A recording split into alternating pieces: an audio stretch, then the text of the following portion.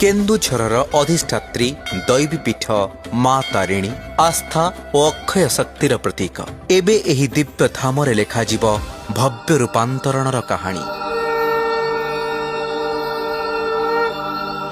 ଐତିହାସିକ କୀର୍ତ୍ତିରାଜି ସ୍ମାରକୀ ଏବଂ ପର୍ଯ୍ୟଟନ ସ୍ଥଳୀର ସମନ୍ୱିତ ବିକାଶ ଅନ୍ତର୍ଗତ 312 କୋଟିରୁ ଊର୍ଦ୍ଧ୍ୱ ଟଙ୍କାର ପ୍ରକଳ୍ପ ଦ୍ୱାରା ନୂଆ କୀର୍ତ୍ତିମାନ ଲେଖାଯିବ।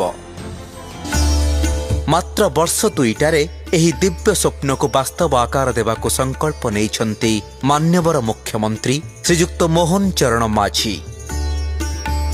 ପ୍ରଥମ ପର୍ଯ୍ୟାୟରେ 216 ଶଯ୍ୟା ବିଶିଷ୍ଟ ଯାତ୍ରୀ ନିବାସ, ଅତ୍ୟାଧୁନିକ ତୀର୍ଥଯାତ୍ରା କେନ୍ଦ୍ର, ଇଣ୍ଟରପ୍ରିଟେସନ ସେଣ୍ଟର, ଆକର୍ଷଣୀୟ ଫୁଡ୍ ପ୍ଲାଜା, ମାର୍କେଟ କମ୍ପ୍ଲେକ୍ସ, ନଡ଼ିଆ ଗୋଦାମ ଓ 500 ଆଗନ୍ତୁକଙ୍କ ସାଧନ ଯୋଗ୍ୟ ପ୍ରସାଦ ସେବନ ହଲ୍।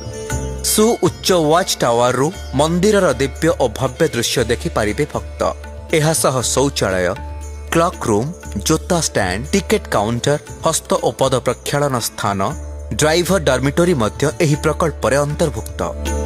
ଦ୍ୱିତୀୟ ପର୍ଯ୍ୟାୟରେ ମନ୍ଦିର ପରିସରର ବିକାଶ ଉପରେ ଗୁରୁତ୍ୱ ଦିଆଯାଇଛି। ବିସ୍ତୃତ ପାର୍କିଂ ସ୍ଥଳ, ଅନୁଶାସିତ ଧାଡ଼ି ଦର୍ଶନ ବ୍ୟବସ୍ଥା, ବିଶାଳ ତୋରଣ ଆଗନ୍ତୁକଙ୍କୁ ସ୍ୱାଗତ କରିବ।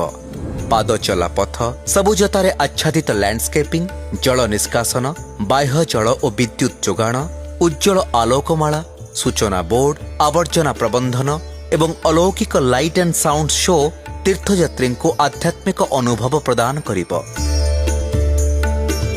ଭକ୍ତଙ୍କ ମନକୁ ଶୀତଳତା ଓ ପରିସରକୁ ଦିବ୍ୟତା ପ୍ରଦାନ ଲକ୍ଷ୍ୟରେ ପ୍ରକଳ୍ପର ତୃତୀୟ ପର୍ଯ୍ୟାୟରେ ମନ୍ଦିର ନିକଟସ୍ଥ ଛୋଟ ବଡ଼ ପୁଷ୍କରିଣୀର ବିକାଶ ସହ ନିର୍ମାଣ ହେବାକୁ ଥିବା ଶିଶୁ ଉଦ୍ୟାନ ସମୀପରେ ଅବସ୍ଥିତ ଜଳାଶୟର ବିକାଶ କରାଯିବ, ଯାହା ଭକ୍ତମାନଙ୍କୁ ଆବେଗ, ସୌନ୍ଦର୍ଯ୍ୟ ଓ ସ୍ୱଚ୍ଛତାର ଧାରାରେ ବାନ୍ଧି ରଖିବ।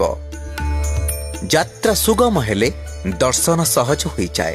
ତେଣୁ ଭକ୍ତଙ୍କ ପାଇଁ ସୁରକ୍ଷିତ ଯାତାୟାତ ସୁନିଶ୍ଚିତ କରିବା ଲକ୍ଷ୍ୟରେ ସଡ଼କ ବିକାଶର ସୁବିସ୍ତୃତ ନକ୍ସା ପ୍ରସ୍ତୁତ ହୋଇଅଛି। ଜାତୀୟ ରାଜପଥ ହେଉ ବା ହରିଚନ୍ଦନପୁର ପଟୁ ହେଉ ଅବା ମନ୍ଦିରକୁ ସଂଯୋଗ କରୁଥିବା ଛୋଟ ଛୋଟ ଆଭ୍ୟନ୍ତରୀଣ ରାସ୍ତାଗୁଡ଼ିକ ନବୀକରଣ କାର୍ଯ୍ୟ ସହ ଭିଡ଼ ପରିଚାଳନା ନିମନ୍ତେ ଜଙ୍କସନ୍ଗୁଡ଼ିକର ବିକାଶ କରାଯିବ।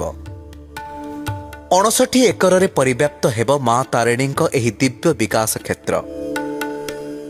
ଜଙ୍ଗଲ ଜମିର କିସମ ପରିବର୍ତ୍ତନ ପାଇଁ ଆରମ୍ଭ ହୋଇଛି ପ୍ରକ୍ରିୟା।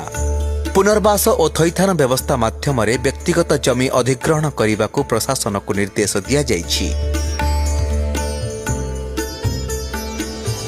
ମା ତାରିଣୀଙ୍କ ପୀଠର ଏହି ପୁନରୁଦ୍ଧାର କେବଳ ନିର୍ମାଣ ନୁହେଁ, ମାନ୍ୟବର ମୁଖ୍ୟମନ୍ତ୍ରୀଙ୍କ ଦୂରଦର୍ଶୀ ଚିନ୍ତାର ବାସ୍ତବାୟନ ସ୍ୱରୂପ ଏହା ଏକ ଆଧ୍ୟାତ୍ମିକ ସୁଗନ୍ଧିତ ଭବିଷ୍ୟତର ଅୟମାରମ୍ଭ। କେନ୍ଦୁଝର ବଦଳୁଛି, ଓଡ଼ିଶା ଚମକୁଛି। ମା ତାରିଣୀଙ୍କ ଅଭୟ ଆଶୀର୍ବାଦର ଫଳସ୍ୱରୂପ ବିକଶିତ ଗାଁ, ବିକଶିତ ଓଡ଼ିଶାର ଶାଶ୍ୱତ ଲକ୍ଷ୍ୟ ସାଧିତ ହେବାରେ ଲାଗିଛି।